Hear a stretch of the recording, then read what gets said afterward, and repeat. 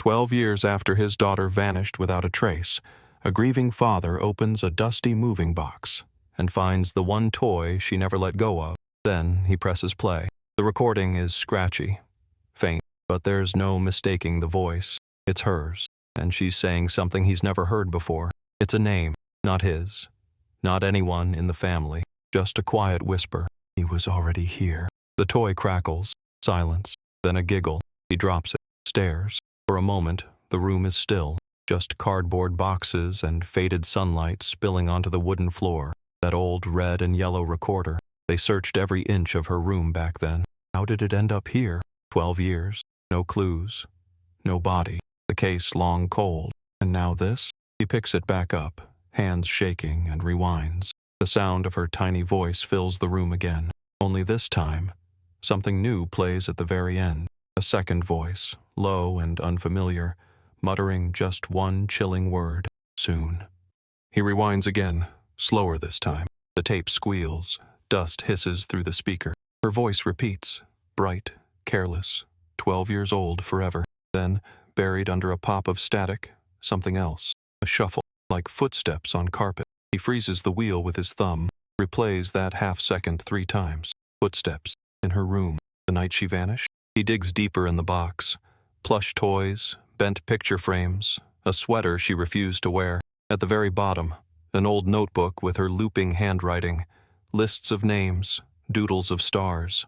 On the last page, one word circled hard enough to tear the paper.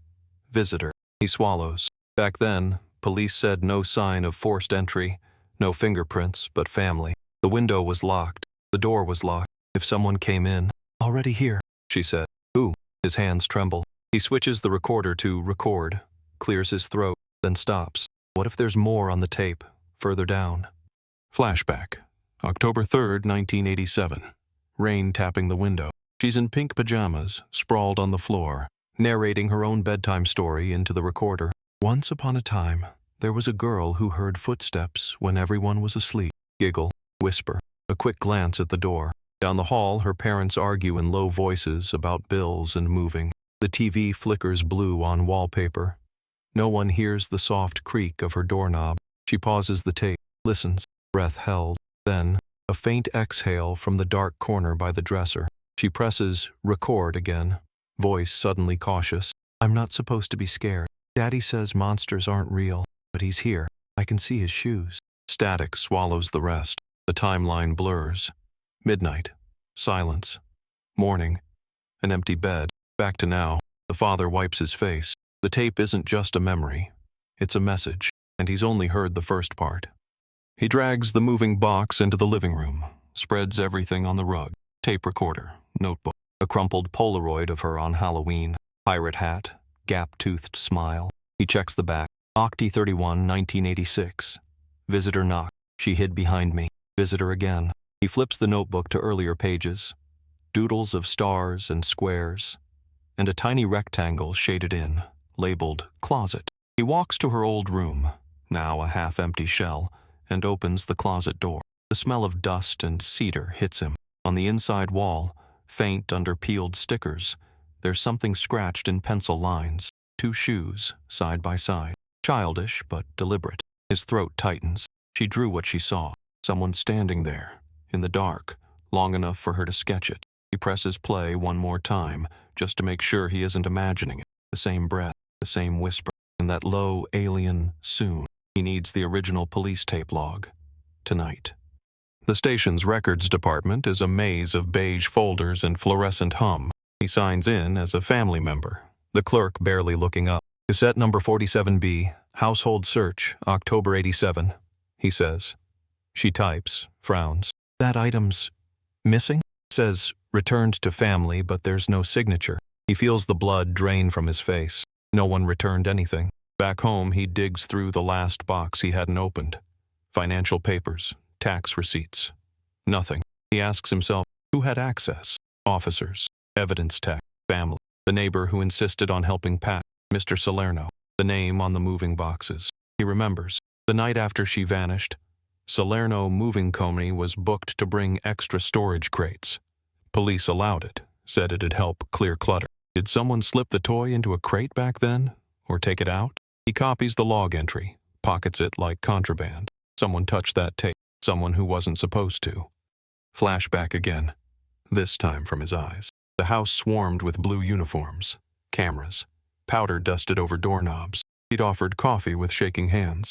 Mr. Salerno, a big man with a kind smile, lugged boxes up the stairs, kept whispering, "So sorry, sir."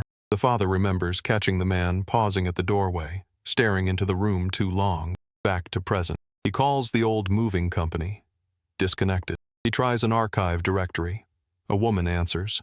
Says Salerno died in 1994. Company dissolved.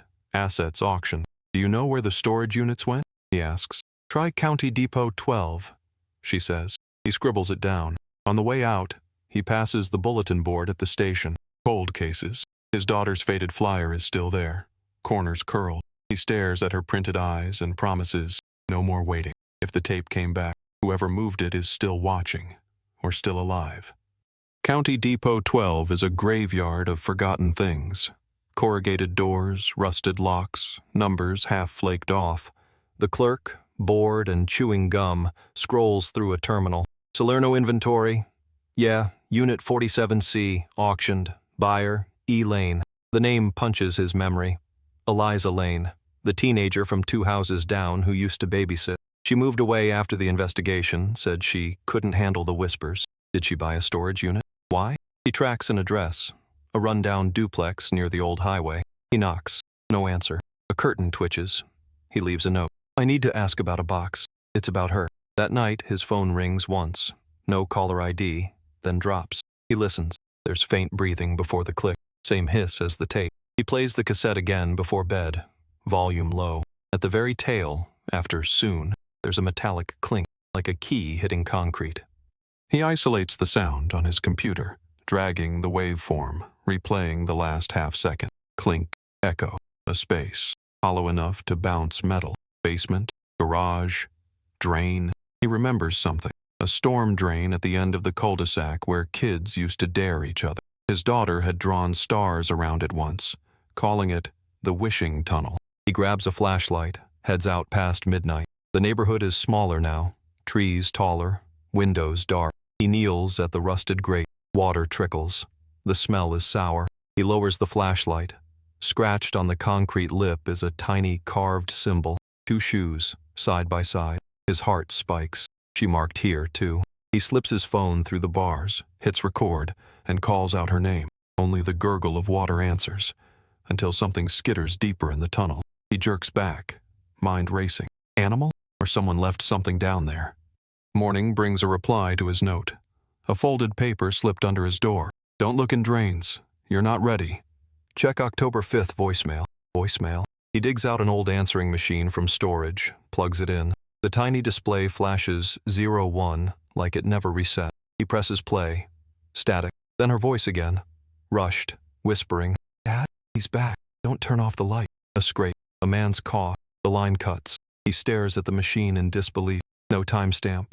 No caller ID. This message somehow survived unplugged for over a decade, unless someone re-recorded it recently to shake him. He checks the tape in the machine. Brand new Maxell, still glossy. Someone wanted him to hear this now. He rewinds. There, before her whisper, a distant train horn. There's only one line like that near town, the spur that runs behind the abandoned textile mill.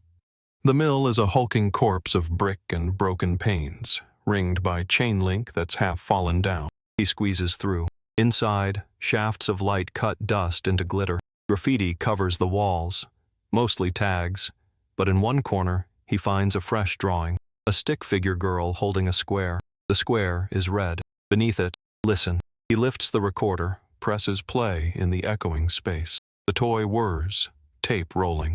Nothing new.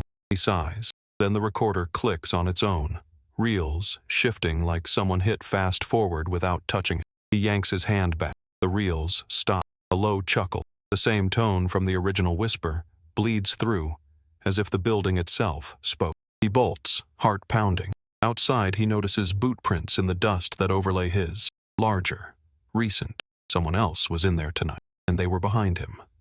He needs help, but not the cops who let the tape vanish. He calls Detective Mara, the rookie back then who believed the girl had left a trail. She answers on the second ring. Older now, voice colder. You finally listening to her? She asks, like she expected this call. He tells her everything. Recorder, visitor, drain, mill. It's the house, she says. I begged them to tear up the subfloor. They wouldn't. No damage without cause. You still have the same boards? He does. She arrives with a pry bar and a forensic light she never turned back in. In the dim bedroom, they lift one plank near the closet. Underneath, a flat tin, taped to a joist. Inside, a microcassette, different from the toys tape, labeled in his daughter's handwriting.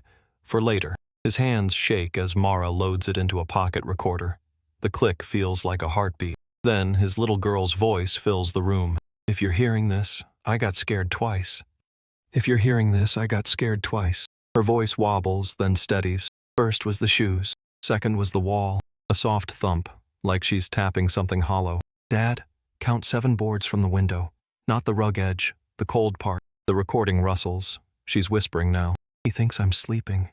He talks through the wall. He smells like rain and old pennies. A faint scrape. If I can't tell you, I'll draw it. Click. Silence. Then a hurried add-on. Don't tell Mom.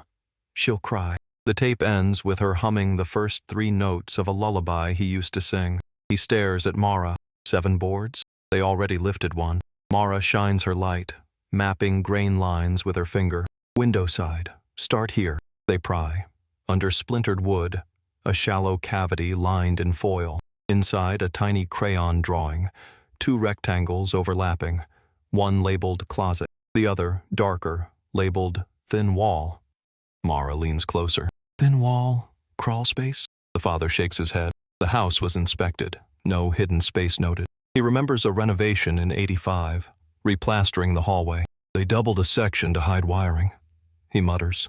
Left a gap. Mara wraps her knuckles along the hall, listening for dullness. There, between his daughter's room and the laundry closet, one panel answers with a hollow thunk. They slice the paint seam with a putty knife.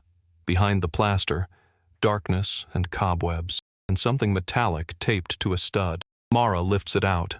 A flat brass key, pitted and cold, tied with a grocery tag reading S12. He swallows. S for Salerno? Or storage? She bags it. We test it later. For now, what else did she hide? Back to the foil-lined cavity. A scrap of cassette tape, only a few inches, with "Don't follow him" in jagged ink. It's torn. The rest is missing. He, again. Not a monster. A person. They follow the key. County Depot 12. S12. Night shift guard snores in a chair. Mara flashes her old badge fast enough to pass. Row after row of metal doors glint under sodium bulbs. Unit S12, rusted padlock, chain slack. The brass key slides in like it's been waiting. Inside, dust motes swirl. Shelves of unmarked boxes. One stands out, labeled in a child's handwriting. For Dad, no cops. His throat tightens. He opens it. Inside, a stack of microcassettes, a folded map of the neighborhood with blue stars, and a sealed envelope. He tears it. If you found this, good. He thinks I'm dumb. I hear him through pipes. He drops keys. He coughs like Grandpa. He says soon when he leaves. The handwriting stops mid-sentence, smeared. On the map, a big X sits over the storm drain. Another over the mill. A third, circled twice, sits on the edge of town. Pump House 3. Pump House 3 is a squat concrete bunker by the old reservoir, fenced off with a lock cut long ago. Inside, the echo of dripping water and a motor that should be dead. Mara and the father edge down the steps. The air tastes metallic. On the wall, chalk stars glow faintly under her forensic light. A child's stars. Beneath them, finger height, someone scrawled, "Listen low." He kneels, presses the recorder near the floor. A hum bleeds into the speaker, then a muffled voice, like someone talking through thick cloth. Don't come alone. The recorder pops. Both jump. Mara steadies him. He used the pipes to move sound, she says. He could talk without being seen. The father points into a side tunnel. Narrow, grated. Something metallic lies just beyond reach. A ring of keys and a tiny plastic charm shaped like a star. His daughter's. He fishes it out with a branch. Warm, like it was touched recently. They return home to regroup and find the front door ajar. Inside, nothing stolen. but the moving boxes are rearranged. The toy recorder sits on the kitchen table, perfectly centered, a fresh cassette inside. Mara draws her gun. The father hits play, breathing. Then a woman's voice. Older, tired. Stop. He isn't gone. He just changed houses. Pause. A shaky inhale. Check October 5th. Not 8799. The tape clicks off. Mara scrolls her notes. October 5th, 1999. A break-in on the Lane property. No charges. Eliza Lane. The babysitter. The father's jaw tightens. He dials her faded number. It connects. A voice answers. Raspy, cautious. You finally got the toy. Good. Then listen. I saw him crawl out from under your stairs that night. I didn't tell because he said he'd come back for me. He did. Click. The line dies. A train horn groans in the distance. They race to Eliza's duplex. Door unlocked. Inside, photographs torn from frames, drawers dumped, a mattress slashed.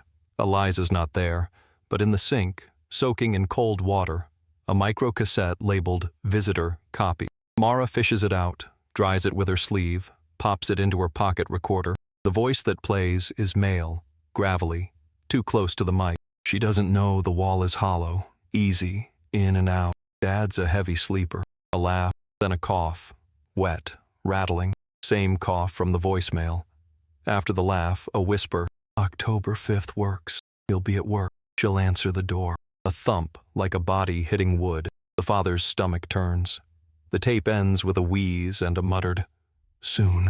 Mara looks at him. He hid in your house before. He might be hiding again. The father's eyes dart to his staircase in his mind. Every creak suddenly suspect. Trap time. Mara wires the recorder to loop the girl's last, "He was already here," and places it in the hall. They kill the lights and wait in the living room, breaths synced to the ticking clock. At 2:13 a.m., the floor vents sigh, as if someone exhaled through them. The recorder clicks, on its own, fast forwards, stops, footsteps above, slow, deliberate. Mara signals. Upstairs. They creep to the landing. The toy starts playing a new clip. One they never recorded. A deep whisper, inches from the mic. Don't turn around. The father spins anyway. Nothing there. But behind them, the closet door eases shut. Mara lunges, yanks it open. Just coats, except the back panel is offset. She tugs. It swings inward, revealing a crawl space barely wide enough for a man. The air is warm. Freshly disturbed dust floats in their flashlight beams. Far inside, something reflects. A lens. He reaches in, heart hammering, fingers brushing cold glass. A camcorder, late 90s model, battery taped on. He hands it to Mara. They hit play. Night vision footage blooms. The frame shows a little girl's room, his daughter's, filmed from the darkness of a closet slit. A man's shadow crosses the lens. He whispers, soon, then backs away. The date stamp flickers. 10/03/87, 23:41. The camera shakes, turns, crawls through wood. Someone carried it under the floor. Cut. Static. New image.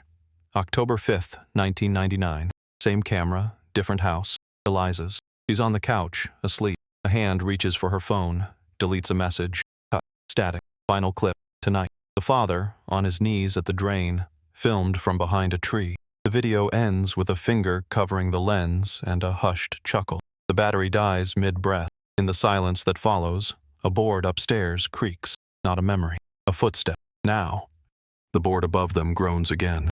Mara snaps her light off, whispers, stay behind me. A shadow slides past the stairwell, too tall to be a trick of light. She lunges.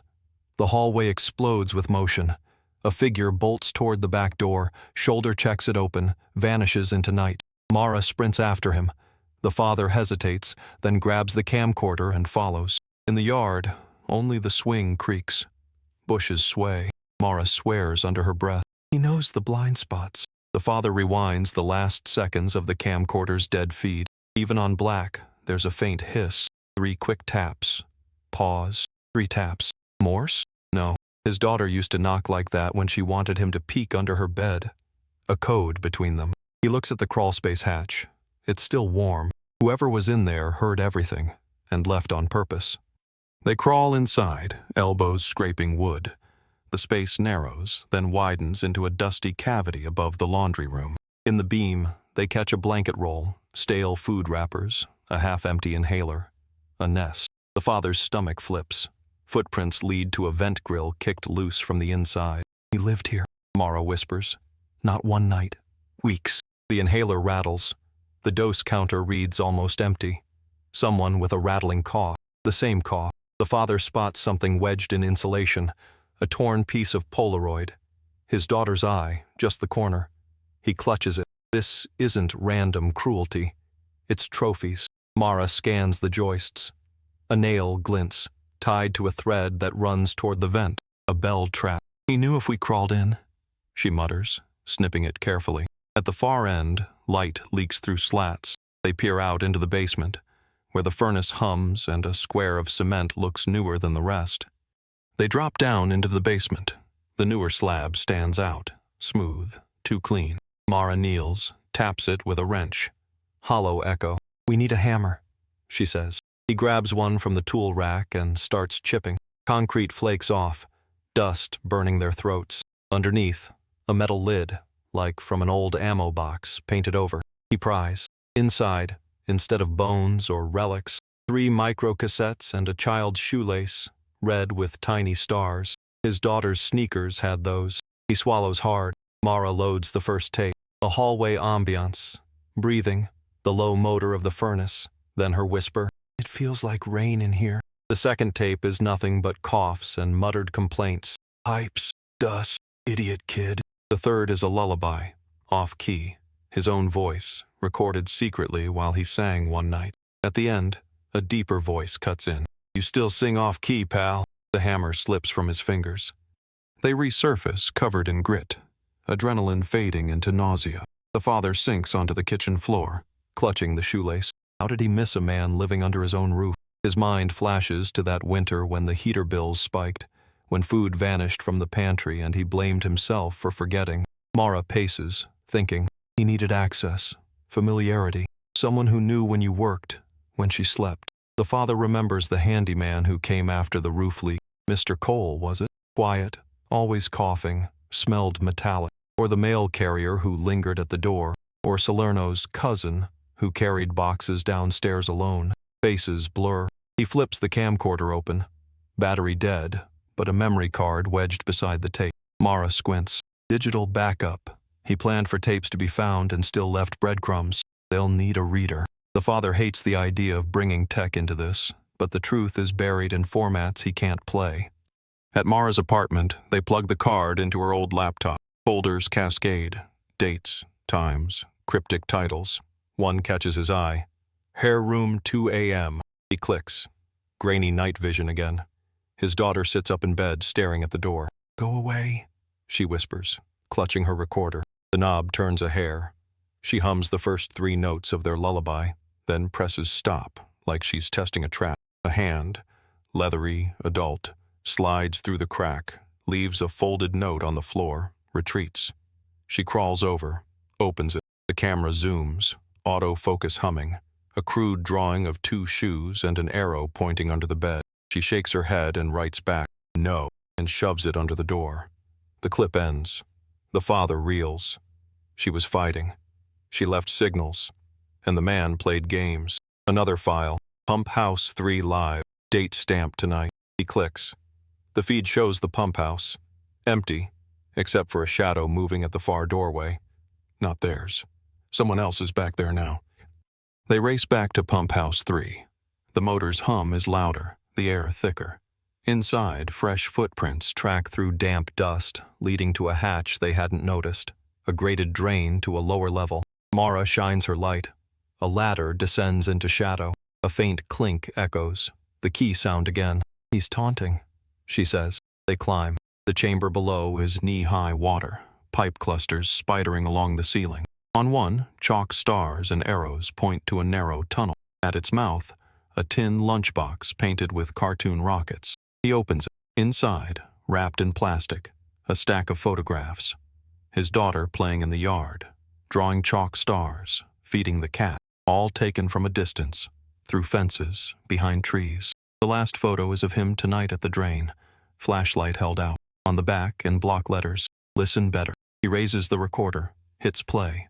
only to hear a new whisper, not his daughter's. Down. Down where? He lowers the recorder near the water surface. Beneath the pump's hum, another sound pulses. A slow, watery knock. 3 knocks. Pause. 3 knocks. Their code. His skin prickles.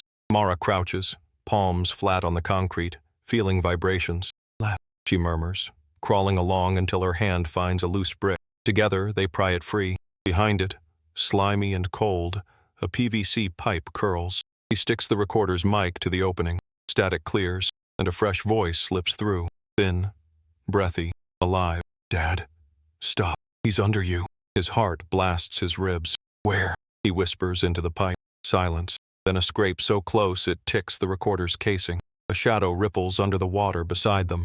Mara jerks back, draws her weapon. The surface bulges, as if something large just shifted under the grate they came through. The grate above clangs shut. Darkness slams in. Something heavy drops onto it, locking them below. The pump's drone spikes, drowning their voices. Water rises by inches. Mara jams the ladder, but it won't budge. The recorder whirs on its own, fast-forwarding, stopping at a new clip. Her voice. Older than 12, maybe 13. If he traps you, breathe slow. There's another way. Papers soak. A map ink bleeds. The father claws through the lunchbox, finds a second drawing, arrows leading to a circle labeled AIR. Mara sweeps her light. There, a rusted vent half submerged. They wade, shoulder deep, and unscrew bolts with trembling fingers. Behind it, a narrow shaft yawns, too tight for both at once. You first, Mara says. He hesitates, then hears the cough echo overhead, close, almost above the grate. He shoves the recorder into his pocket, squeezes into the dark, and crawls toward the only hint of air. The shaft grates his shoulders raw. Air tastes like rust and mildew. Behind him, Mara curses. The pump roars, swallowing her voice. He crawls toward a faint draft, palms slipping on slimy metal. The recorder in his pocket hums, then clicks. Her voice again, calmer now. If you hear water, go toward wind, not sound. He angles left. The tunnel bends, rises. A beam of streetlight knifes through a mesh screen ahead. He rams it with his elbow. It gives, snapping loose with a squeal. He spills out onto cold gravel behind an old chain-link fence. Night air slaps his lungs. He spins, shoves his arm back through the gap. Mara! A hand grabs his wrist. He drags, muscles burning. She bursts out, coughing, soaked to the ribs. Behind them, water gurgles higher, then hushes. The pump cut. Someone flipped a switch. Someone knew they'd take the shaft. In the silence, a single cough echoes from the darkness beyond the fence. They're behind the reservoir's service road, weeds tall, moon punched thin by clouds. The cough comes again, left by the tree line. Mara lifts her light. It flickers, battery dying. The father clicks on the toy recorder, lets his daughter's whisper play softly. He was already here. The cough stops. A twig snaps. They circle wide, stepping on rocks, not leaves. A shadow lurches between trunks, hunched, clutching something to his chest. Police! Mara shouts. The figure sprints downhill, disappears into a low concrete opening, another service tunnel. No more tunnels, the father mutters. Mara grits her teeth. We cut him off. She checks the map from the lunchbox. Inky stars bleeding, but one arrow points to outlet gate. They race the slope, burst onto a gravel turnoff where a rusted gate sits ajar. Fresh footprints stamp the dust. Ahead, the tunnel spills into a culvert under a derelict shed, Salerno's old storage yard. The shed groans under their weight as they push the door. Inside, moth-eaten tarps hang like curtains. A workbench sags with tools. Cobwebs tremble. On a nail, a faded work shirt, Salerno stitched in red. The father runs a thumb over it, fury rising. In the corner, a mattress stained dark. Jars of pennies line a crate. Old copper, metallic smell. Mara slips her phone into record mode. We need to flush him out. The father nods, pulls the toy recorder from his pocket, presses play on his daughter's giggle. Then, softly, Dad? The sound thread drifts through the shed. Boards creak above. There's a loft. Mara gestures. Ladder. They climb. Slow. Up top, a low nest. Blankets, a lantern, a stack of Polaroids. In the stack, Eliza, years older, staring straight into the lens, eyes red. On the back, he lives under you too. A step below, not theirs. The ladder shakes. Mara leaps, grabbing the loft edge as the ladder kicks out. The father crashes to the floor, pain exploding in his ribs. A silhouette drops from the loft, landing cat-silent. The lantern flares, showing a gaunt man, hair patchy, cheeks hollow, eyes shark-flat. He wheezes a laugh, coughs wetly. "Knew you'd bring the toy," he croaks. "She liked games." Mara levels her gun. "Hands up." He raises one, the other clenched around something small. "Trade," he rasps, holding out a micro-cassette between two dirty fingers. "Her last one." The father lunges. The man faints, slamming his shoulder into Mara, gun skittering under a tarp. The recorder hits the floor, spinning. It stops with a click, auto-playing a new clip. His daughter, whispering through tears, "If Dad's here, tell him I hid one in the red box." The man snarls, dives for the tape. The father tackles him. They crash into the crate of pennies, coins exploding like hail. Pennies roll, clatter, spin to corners. The man scrambles, coughing hard now, chest rattling. Mara kicks him behind the knee. He drops, snarling. She snaps cuffs, double ties his wrists. "Name," she demands. He smirks, blood on his teeth. "Names change. Houses change. Kids stay small." He spits at the father's shoes. She almost got out. Smart. Too smart. The father sees red, but Mara's grip on his shoulder anchors him. "The red box," she says. "Where?" He glances around. Red tool chest. Red lunchbox. The crate of pennies has a red lid. The father flips it. Nothing but coins. Then he remembers. The first box he opened from storage, the one labeled "For Dad." He rummages through his backpack, finds the folded map again. Taped to its back, thin, easily missed, is a tiny plastic square, red, the size of a postage stamp. Inside, sealed in clear tape, a sliver of microfilm. "Red box," he whispers. She meant small. They drag the man outside, lash him to a support beam with an extension cord. Mara radios the station. This time, she demands evidence techs and a judge, not uniforms. While they wait, the father holds the microfilm up to the lantern. Tiny blotches, images, writing. Mara digs in her bag, pulls a cheap jeweler's loop. Through it, a photo of a letter. His daughter's handwriting again. Third scare. "If he takes my tape, hide another. If he takes the toy, hide my voice. If he takes the house, go underwater." 3 arrows point, closet, pump house, and a symbol he doesn't recognize. 2 concentric circles. "Reservoir intake," Mara breathes. The man chuckles. "Too late," he coughs. "Water keeps secrets." Sirens wail faint in the distance. The father kneels by him. "Where is she?" The man's eyes glint. "Everywhere you didn't want to look." He coughs up something dark, smiles with cracked lips and whispers, "Soon." Mara keeps her weapon drawn as they drag the man farther into the open, away from shadows. But something nags at the father, her voice on the tape. He isn't alone. He checks the red box map again. 3 arrows, not 1. 3 exit paths, but only 1 was followed. "Where's the third?" he asks aloud. Mara looks confused. "We had house, pump house, and..." She flips the microfilm again. There it is. Not 2 circles, but 3. The last, smallest, marked with a hand-drawn triangle. "The ridge," he says. "Back behind the reservoir." A lookout? A blind? Mara radios for backup to meet them there. The father doesn't wait. He bolts through the trees, lungs burning, guided only by memory and instinct. He hears something ahead, branches snapping, hurried steps. Not running, pacing. Someone's waiting. The ridge is narrow, overgrown, and steep on both sides. An old tree house rots in the pines above, barely visible through ivy. He climbs. The wood groans under his weight. Inside, it's cleaner than expected. A blanket, a lamp, a row of cassette cases, stacked meticulously. Names on the spines. Mara, Dad, Eliza, Visitor. At the end, one marked simply, "Me." He opens it. Empty. No tape inside. He turns. At the edge of the platform stands a girl. Face in shadow, arms crossed, eyes too calm. Not his daughter. Taller, harder. "You're not supposed to be here," she says quietly. He steps back, breath stalling. She lifts a recorder, his daughter's recorder. and hits play. It's not her voice that comes out. It's his, distorted, looped. I'm sorry. I didn't see.